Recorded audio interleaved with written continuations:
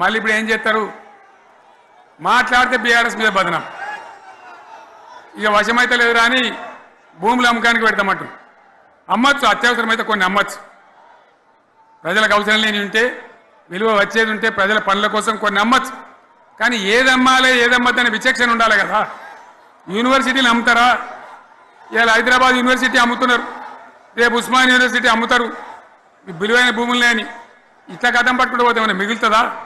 కాబట్టి ఇది పద్ధత, ప్రభుత్వం నడిపించే విధానమా, వీళ్ళు ఏ విధంగా గోల్మాలు దింపుతున్నారో దయచేసి ఆలోచించాలని చెప్పి నేను మీ అందరిని కూడా కోరుతా ఉన్నా. ఒక్కొక్క ట్రిప్పు నేను యాదగిరి గుట్టకు పోతే అలా ఎకరానికి 10 లక్షల వాల్యూ పెరుగుతుండే. మరి ఇవాళ ఏమవుతా ఉంది? ఇవాళ ఏం జరుగుతూ ఉంది? మీరందరూ కూడా ఆలోచన చేయాలని కోరుతా ఉన్నా. ఇవాళ రాజ్యం నడపచేతగాక ఎల్లెంకల పడి రాష్ట్రాన్ని ఆర్థికంగా దివాలు తీసి పిచ్చి పనులన్నీ వేసి ఇవాళ అడ్డం పొడుగు మాట్లాడుతూ ఉన్నారు. అన్ని రంగాలలో ఫెయిల్ అయిపోయింది. ఏ ఒక్క ఈ హుస్నాబాద్లో ఇప్పుడు నేను రాగా చూసుకుంటూ వచ్చిన, ఆనాడు కష్టపడి ఈ హరీష్ రావు ఇరిగేషన్ మంత్రిగా ఉన్నప్పుడు ఇలా గౌరెల్లి ప్రాజెక్టు కట్టాం.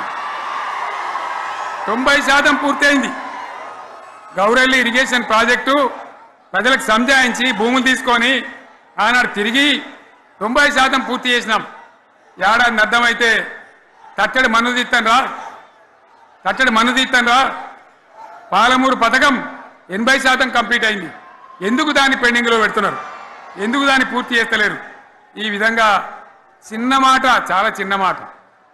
కేసీఆర్ కిట్ పెట్టినాం, లక్షాధికారుల కోసం పెట్టినాం, కోటీశ్వర్ల కోసం పెట్టినాం. ఎవరి కోసం పెట్టినాం కేసీఆర్ కిట్టు? పేద ప్రజల కోసం, గ్రామీణ ప్రాంతాల్లో ఉండేటువంటి పేద ప్రజల కోసం పెట్టినాం. ఆడపిల్లగానే 13,000 ఇచ్చినాం, మగపిల్లగానికైతే 12,000 రూపాయలు ఇచ్చినాం.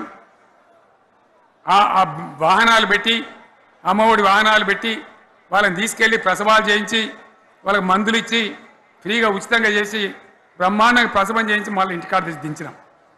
గది బంద్ చేస్తారా ఎవరన్నా? ఎందుకు బంద్ చేయాలి? ముఖ్యమంత్రులుగా పనిచేసే వాళ్ళకు గాంభీర్యం ఉండాలి, ధైర్యం ఉండాలి. రాజశేఖర్ రెడ్డి అనే ముఖ్యమంత్రి ఉండే, నేను చెప్తా ఉన్నా మీ ముందు ఇవాళ, ఆయన ఆరోగ్యశ్రీ అని ఒక పథకం తెచ్చిండు. నేను ముఖ్యమంత్రి అయిన తర్వాత అడిగిన, హెల్త్ డిపార్ట్మెంట్ని పిలిచి అడిగిన, ఇదేం పథకమయ్యా బాగుందా అంటే, సార్ మంచిగుంది, ప్రజలకు లాభం అవుతుందని చెప్పింది.